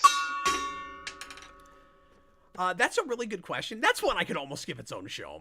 That is a great question. Yeah. I feel like I could ramble on a good long time about this. DJ, what do you think is the main reason for that? Because I think it comes down to a number of things, but like what's the first big thing that comes to mind? I, it is interesting. I was going to say, because the song cover, you're not trying to do anything artistic. Like, it's a given that you didn't write it. You're just kind of, I don't know. It's actually, but I'm talking myself out of that because. Yeah, I don't agree with that at all, because there's so many different styles you can do a cover in. I mean, you could be super artistic with a song cover. Yeah, but it's still closer than like doing a whole movie, which is a lot of moving pieces. It's going to be different. It's a lot of different people working on it. So unless you do like a straight up Van Sant Psycho remake. Psycho, yeah. Well, yeah. I mean, that's the first thing, is that, in a way, we're comparing apples and oranges, right? Because a cover is very often a loving homage, more than a film remake is. And not that film remakes aren't ever that. And very often they're beat for beat the same thing in a bad way, in a way that, song covers can be beat for beat the same song in a good way. You kind of don't want them to change up so much to the point where you don't recognize it anymore. You want the melody to still be the same. I would say one of the big differences is, with a film remake, you kind of don't want the melody to be the same. To use that as a metaphor, you know what I mean? Like, you kind of want it to go its own way and be a different thing. And I think that film remakes very often feel like updates in a way a song cover is not, where they want to kind of supplant the original for a new generation very often. And a song cover isn't really about that. Now, sometimes sampling stuff sort of feels like it is. Mm-hmm. Sort of. It can be the same thing, though. Like, you grew up with this song and now you want to sample it in your song because it's important to you, it's nostalgic for you, and some remakes are like that too. Like King Kong. That's true. Is exactly why he made King Kong, because he loves the original. It's weird. I think a lot of it just has to do with the purpose of music versus the purpose of a film. Like, sitting down and listening to a 3-minute song is not, you're not investing anything. You're just kind of like, oh, I'll listen to this. Sure, let's see what it sounds like. But like, if I'm going to sit there for 2 hours, I don't want to see the exact same thing. I already know, right? Like, it kind of has to do something for you. Yeah, well, and there's also more of a tradition of it. Mm-hmm. You know what I mean? Like, yeah, we've been remaking films forever, but in the history of movie making, we've always wanted more original movies than just a thing you've seen made by a different person. Like, songs get written and they're kind of meant to be performed over and over again. Like, even though we're talking about like studio recordings of things, when we're talking about song covers, like when we think song cover, we're thinking more in the studio than on stage, I would think. But movies are meant to be made and then watched, and they don't get performed over and over again. They've been shot, and then everybody goes home, but there's an artifact left. Yeah, songs are meant to be performed over and over again. Yeah, and it's closer to like a play, where, you write a play and then different casts do that play. Yeah, and we don't think of that as covering, but in its way, it kind of is like that. Especially if you start like putting your own spin on it and you change like setting or time period or whatever, like when you take a Shakespeare play and you set it in present day or set it in some other kind of time period, like now you're riffing. Now it's like a cover. Mm-hmm. Yeah, if the Predator is fighting George Washington, then it's a cover. But yeah, and I think it's also because one of these things is more collaborative than the others. Not to say that it doesn't sometimes take a number of people to make a song.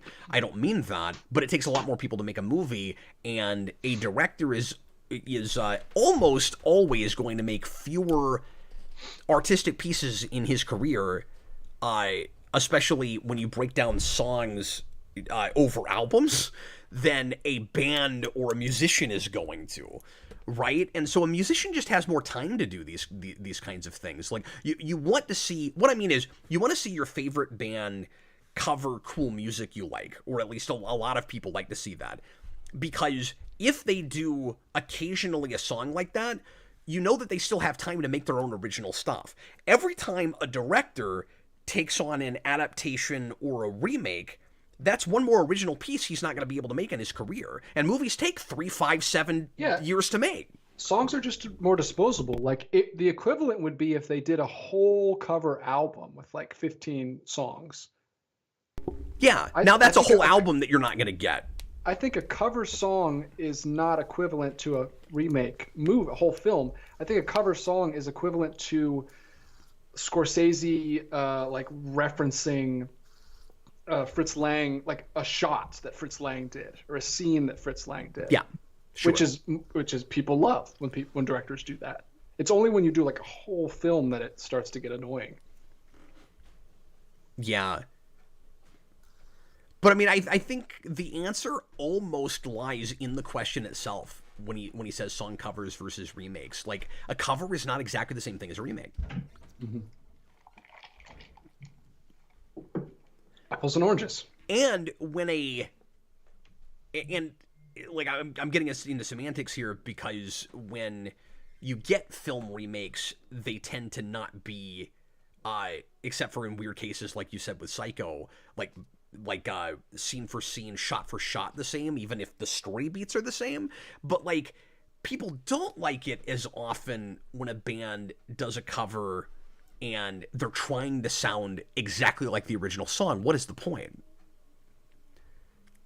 Yeah. You know what I mean? Like you want that band to be like faithful and loving toward that song, but it has to still sound like that band. That's how I feel, but people love it, man. What the heck is the point of any Christmas song that Michael Bublé has ever covered? I don't know. What is the point? I don't know. It's like, oh, you have a voice that sounds like Frank Sinatra or Bing Crosby or something. I don't want to hear you sing it. I'll just go listen to them. Yeah, I agree with that. No, you got to do something else in the orchestration. This is the reason that I'm such a fan of video game cover bands, because you can take a piece of video game music. I mean, it's nicer for instrumentals to me, because you can take a piece of video game music and put it in any genre.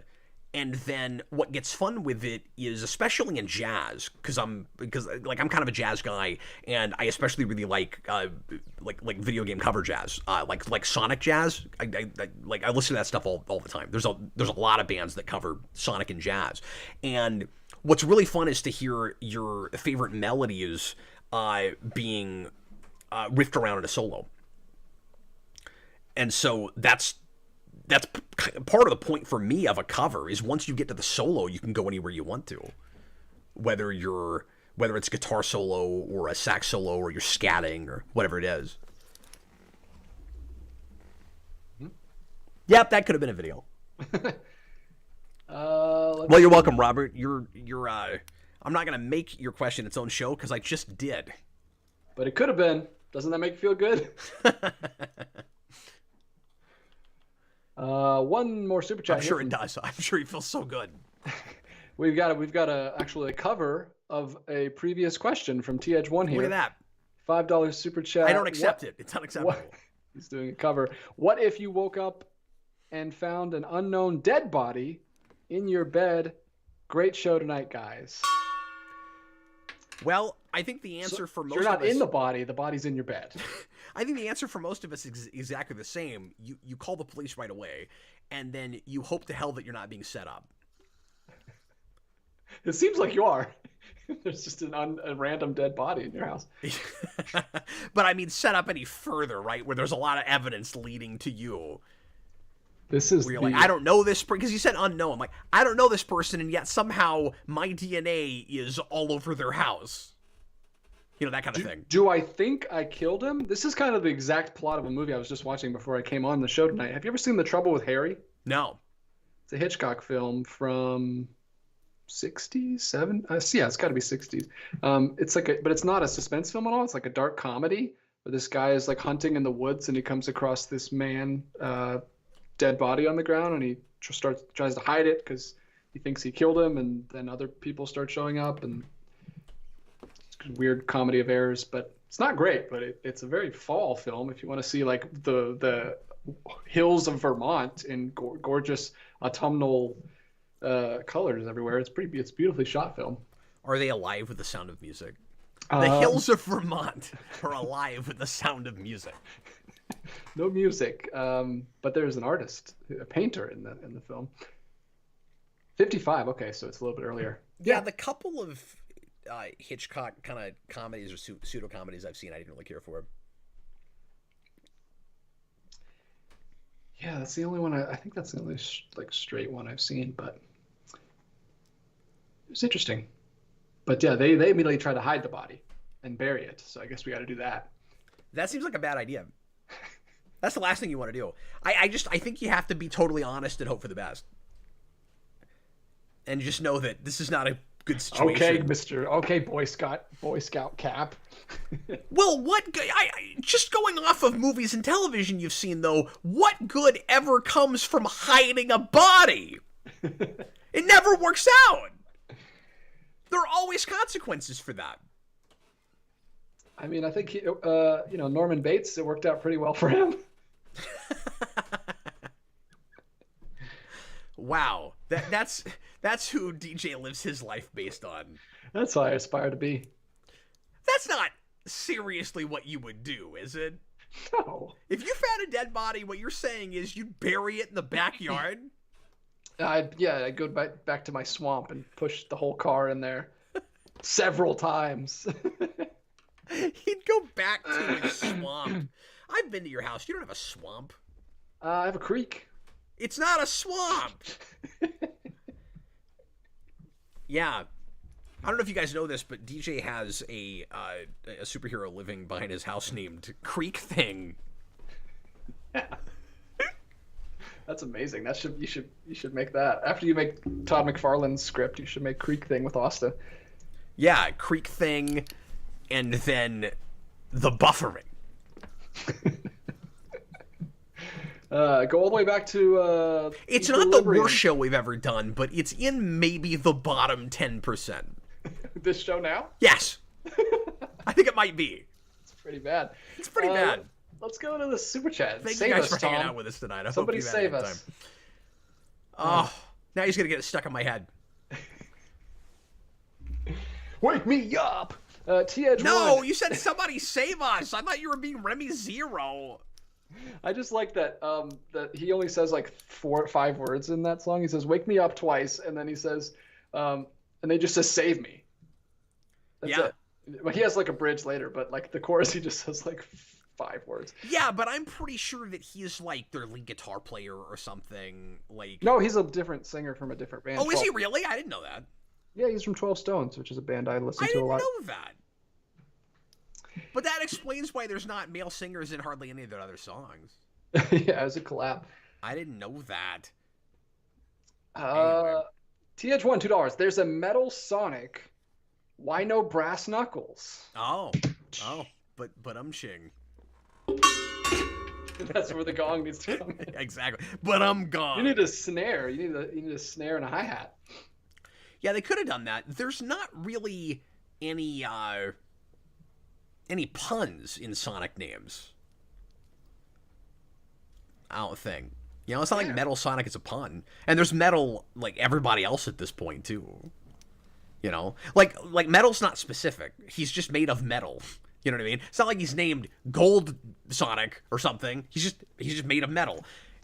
And originally it was Mecha Sonic, and I wish they'd stuck with that because I like the sound of that better than Metal Sonic, but that's just me.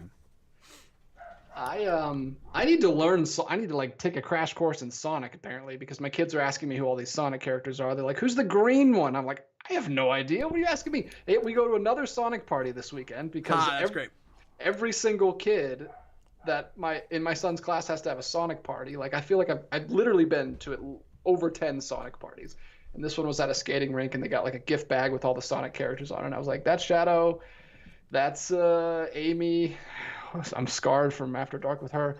But they asked me who the green bird thing was, and I was like, I don't know, kids. Oh, that is... Or ask somebody else. That is Snipe? No. No, what is his name? It's something the sniper. I can't think of his name. It'll come to me. But he's in Sonic the Fighters. He was on the gift bag. Wow, that's crazy. Unless it's some other character that I don't know. But that's the only green bird I'm thinking of. Anyway.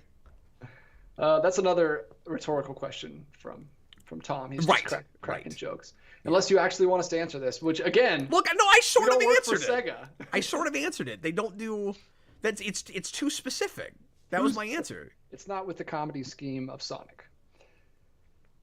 Yeah, well, it's not with their naming scheme, and they don't, and metal is not a specific metal. Yeah. But yeah, there's a lot of good Archie Sonic comics and stuff, and the IDW comics are good too. So you should give your kids some Sonic comics, is what I'm saying. Oh, there is a Brass Knuckles on the Metal Sonic wiki. Oh, really? Crazy. Yeah, Brass Knuckles is a stronger variation of Metal Knuckles. He appears as a golden version of Metal Knuckles with brass knuckle claws and writing on him, a cape and a hat. Brass Knuckles is a joke character who appears in a one-off panel. Oh, okay. So of course they did that joke. Yeah, Plush DX says the sniper is purple. Yeah, it's not, the bird is not the sniper. Oh man, it's on the tip of my tongue. I mean, I could look it up. I was just hoping I'd think of it. Well, I'm right here on the Sonic wiki looking at Brass Knuckles. Maybe I can look up. No, I'll find it. Green Man. I'll find it. We're going to finish up here in a second. Bean the Dynamite. That's what it is. Bean. It's Bean the Dynamite. Of course it is. I was sitting here like, boom. Goes the dynamite. Beam the dynamite. Anyway. Was he a duck? Is he a duck? No, he's a dynamite, whatever that means. He is a duck, yeah. He's not a duck. He is. Bean is a duck characterized with rapid and erratic movements. Oh, I didn't know you're supposed to be a duck. He doesn't look like a duck to me. He's green. He's a green duck, I guess. Yeah. I don't know. Oh, it's Fang the Sniper. That's what it is. Bark the polar bear. Yeah. Jet. Oh no, it's not Bean. It's Jet the Hawk. Oh, Jet the Hawk. I don't know what that is. That's the one that was on the bag. Oh, it's sad that Bean the Dynamite wasn't on that bag. No, just Jet the Hawk. He's replaced Bean the Dynamite. Okay, so we gotta figure out what movie we're doing. So let me look at these real quick. Dun, dun, dun, dun, dun. So I can let everybody know what movie to pull up if you want to come over to Patreon and hang out with me and Brandon, who just showed up.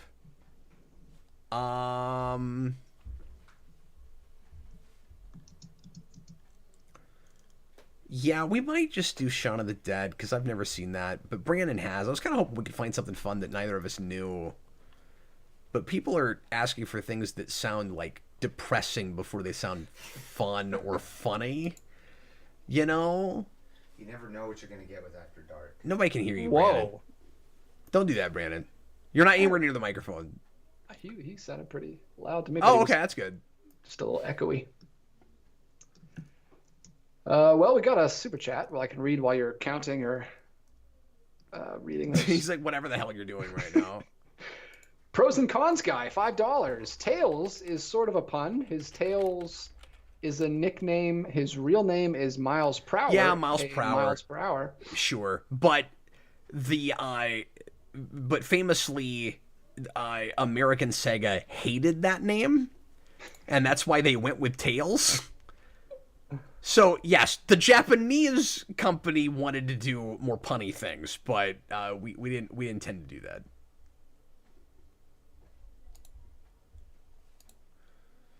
Somebody suggested, maybe we won't do that. Yeah, I always hated the Miles Prower thing, and it was a long time, DJ, before I realized that was supposed to be a pun. It's not a good pun. Prowler per hour, they're very different.